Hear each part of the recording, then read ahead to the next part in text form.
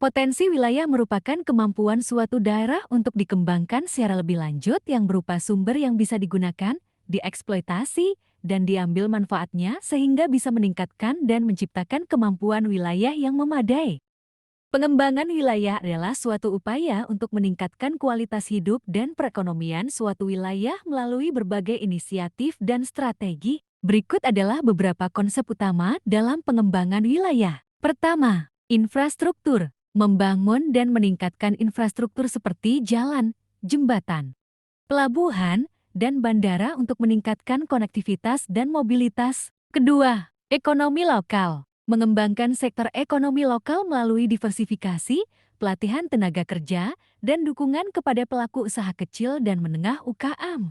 Ketiga, pendidikan dan keterampilan. Memperkuat sistem pendidikan dan pelatihan keterampilan untuk meningkatkan kapasitas tenaga kerja dan memenuhi kebutuhan industri lokal. Keempat, pariwisata. Mengembangkan sektor pariwisata untuk meningkatkan pendapatan dan mengenalkan kekayaan budaya serta alam setempat. Kelima, konservasi lingkungan. Melibatkan upaya pelestarian lingkungan, pengelolaan sumber daya alam, dan pengembangan energi terbarukan untuk menjaga keberlanjutan. Keenam, partisipasi masyarakat. Meningkatkan partisipasi masyarakat dalam proses pengambilan keputusan untuk memastikan pembangunan wilayah sesuai dengan kebutuhan dan aspirasi mereka. Ketujuh, teknologi dan inovasi. Mendorong penggunaan teknologi dan inovasi untuk meningkatkan efisiensi, produktivitas, dan daya saing wilayah. Kedelapan, kesehatan dan layanan sosial. Menyediakan fasilitas kesehatan dan layanan sosial yang memadai untuk meningkatkan kesejahteraan penduduk.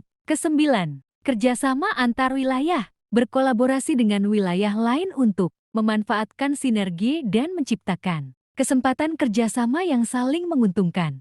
Kesepuluh, regulasi dan kebijakan. Menetapkan regulasi dan kebijakan yang mendukung pembangunan wilayah, termasuk insentif ekonomi dan lingkungan yang seimbang. Penting untuk menciptakan strategi pengembangan wilayah yang holistik, mempertimbangkan keberlanjutan, partisipasi masyarakat, dan aspek-aspek lainnya untuk mencapai hasil yang optimal.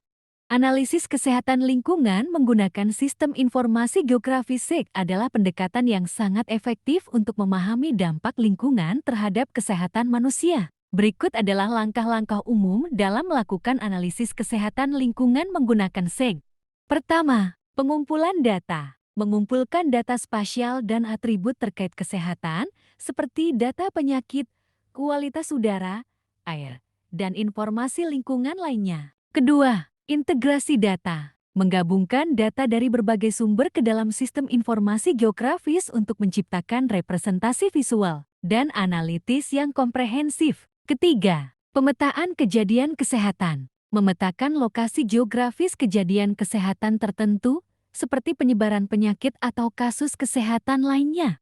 Keempat, analisis spasial. Melakukan analisis spasial untuk mengidentifikasi pola atau korelasi antara kejadian kesehatan dan faktor lingkungan tertentu. Contohnya, menentukan apakah ada hubungan antara lokasi pabrik industri dan kasus penyakit tertentu. Kelima, model preditif. Menggunakan teknik pemodelan preditif untuk memproyeksikan potensi risiko kesehatan berdasarkan faktor-faktor lingkungan di berbagai wilayah. Keenam, identifikasi hotspot. Mengidentifikasi daerah-daerah atau hotspot yang memiliki tingkat risiko kesehatan yang lebih tinggi dibandingkan dengan wilayah lainnya. Ketujuh, interpretasi hasil. Menginterpretasi hasil analisis untuk memberikan wawasan yang bermanfaat bagi pengambilan keputusan. Hal ini dapat melibatkan identifikasi potensi sumber pencemaran atau rekomendasi untuk perbaikan lingkungan. Kedelapan, keterlibatan masyarakat. Melibatkan masyarakat dalam proses analisis, sehingga dapat memperoleh pemahaman yang lebih baik tentang dampak kesehatan lingkungan yang mereka alami.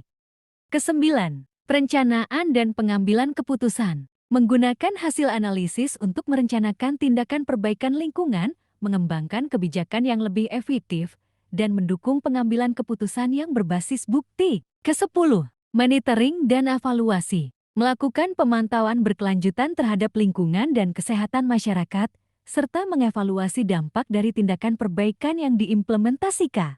Sistem informasi geografis SIG memberikan sejumlah manfaat yang signifikan untuk perencanaan pembangunan. Berikut adalah beberapa manfaat utama SIG dalam konteks perencanaan pembangunan. Pertama, analisis spasial. SIG memungkinkan analisis spasial yang mendalam, memungkinkan perencana untuk memahami hubungan spasial antara berbagai elemen seperti tanah, infrastruktur, dan populasi. Ini membantu dalam pengambilan keputusan yang lebih baik. Kedua, pemetaan dan visualisasi. SIG memungkinkan pembuatan peta dan visualisasi data yang sangat membantu dalam menyajikan informasi secara jelas dan dapat dicerna oleh pemangku kepentingan.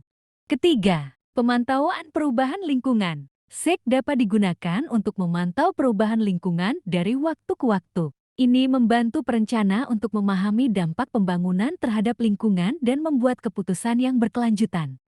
Keempat, optimalisasi tata ruang. SIG membantu dalam perencanaan tata ruang yang optimal dengan mempertimbangkan faktor-faktor seperti topografi, penggunaan lahan, dan infrastruktur. Ini membantu menghindari konflik penggunaan lahan dan memaksimalkan efisiensi pengembangan wilayah. Kelima, manajemen risiko bencana. SIG dapat digunakan untuk mengidentifikasi dan memitigasi risiko bencana dengan memetakan area yang rentan terhadap bencana alam seperti banjir, gempa bumi, atau tanah longsor. Keenam, perencanaan transportasi. Dalam perencanaan transportasi, SIG membantu dalam pemetaan rute optimal, perencanaan lokasi infrastruktur transportasi, dan analisis mobilitas penduduk.